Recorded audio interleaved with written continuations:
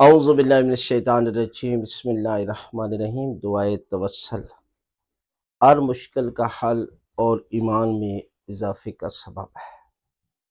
بہت بڑے مجتہد ایت اللہ شاہ آبادی وہ فرماتے ہیں کہ دعائے توسل ہر حاجت اور ہر مشکل کا حل ہے، اور دنیا کی جتنی بھی مشکلات کیوں نہ ہوں، یہ اس کے لیے چابی ہے۔ یعنی آپ دعائے توسل کو پڑھیں، اپنے بچوں کو یاد کرائیں۔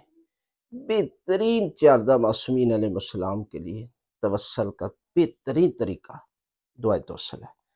آپ کسی وقت بھی پڑھ سکتے ہیں، اس کے لیے کوئی مخصوص وقت نہیں ہے۔